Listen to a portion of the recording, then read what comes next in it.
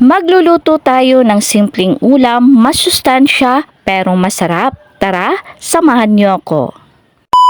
Meron ako ditong itlog ng pugo, kaya sabi ko ilaga ko na ito kasi isasahog ko ito mamaya sa lulutuin ko.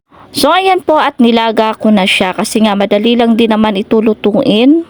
So habang nakasalang pa yung aking itlog ng pugo at ito namang gulay ang babalikan ko, hugasan ko muna ito bago hiwain para mamaya diretso na lang sa aking lulutuin. And then may natirang ilang piraso ng manok dito, kaya sabi ko isasahog ko na din ito sa aking gulay. Pero napag-isipan ko, sayang din naman pag-uubusin ko, kaya sabi ko kunti lang yung isasahog ko tapos yung iba piprito ko na. Kasi yung aking prinsipe dito sa bahay ay hindi kumakain ng isda maliban lamang sa bangus. Kaya itong ilang piraso ng manok na lang ang kanyang uulamin. So ayan po, at ginayat ko na ang repolyo and then sinunod ko na rin itong sayote. Itong sayote na ito, binigay ito sa akin ng aking tita. 2 piraso nga ito, pero sabi ko 1 piraso na lang ang lulutuin ko. So ayan po, at hiniwa-hiwa ko lang siya ng maliit na maninipis para doon sa aking lulutuin. Mga tira-tirang gulay na lang yan dito sa ref ko, kaya sabi ko isama-sama ko na, isabay-sabay pala, char. Isabay-sabay ko na para na mag-iisa at saka maging masarap na ulam. So ayan, at hiniwa ko na ang kanyang pampa-aromatic para mamaya ready na ito and then igisa ko na lang. Ayan po, at hiniwa-hiwa ko na yung aking chicken manok. Tapos hiniwa ko na lang ng kukunti. Ng maliliit pala itong isasahog ko sa gulay ko. Simpleng ulam lang ito, pero alam kong magugustuhan ng mga anak nyo. Bukod sa masarap, masustansya pa talaga. Kaya pag may mga tira-tirang gulay kayo, huwag nyong itapon. Ipaghanapan nyo ng paraan. Ayan po, at ginisa ko na ang kanyang pampa-aromatic. Tapos nilagyan ko lang ng konting kamatis and then sinabay ko na rin itong aking konting manok. And then nilagay ko na rin itong aking sayote and then aking repolyo. Nilagyan ko yan ng tubig and then tinakpan na umaapaw pa yung gulay sa kanyang takip. Char. So ayan, at binalikan ko na rin itong itlog ng pugo, 'di ba? Sa dami nito, tapos ako lang mag-isa maghimay-himay, magbalat. Ay, magbalat nito. Nako, abutan tagid siyam-siyam sini. So ayan, at habang nagbabalat ako dito ng aking itlog ng pugo, nilagyan ko ng pampalasa itong aking ginisa na gulay. Konting toyo, konting asin, and then konting sugar lang ang nilalagay ko. Hindi ko na siya masyadong nilaga kasi mas nagugustuhan ko talaga sa gulay yung medyo crispy pa. Pero hindi talaga mawawala ang tikim-tikim sa akin, di ba?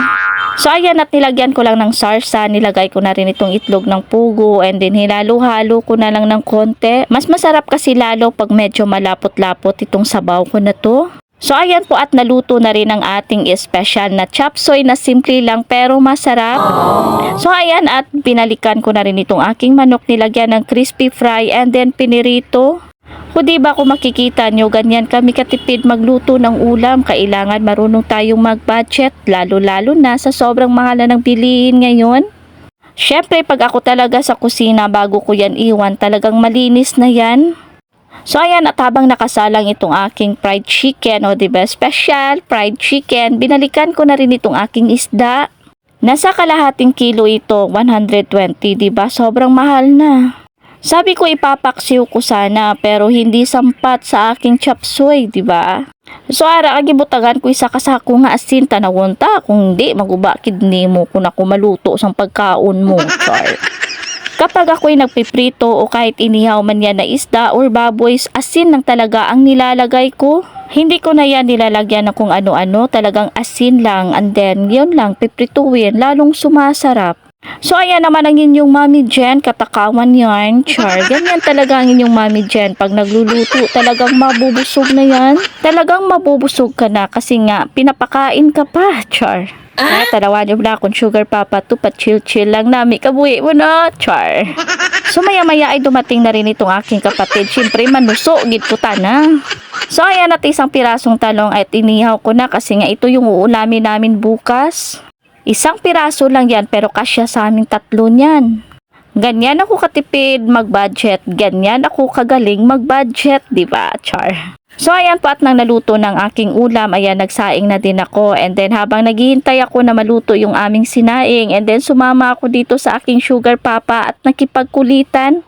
Sabi ko sa kanya, sa akin na lang to kasi namimiss ko na talagang uminom. Sabi niya, wag na, char. Pero hindi talaga ako paawat kasi nga ako to Mami Jen nyo, char. So hanggang dito na lang, hanggang sa muli. This is your Mami Jen. Bye! Gusto mo ba magkalaman ng Gcash mo ng ganyan? So dyan po yung link sa comment section. Mag-click lang at then mag-register.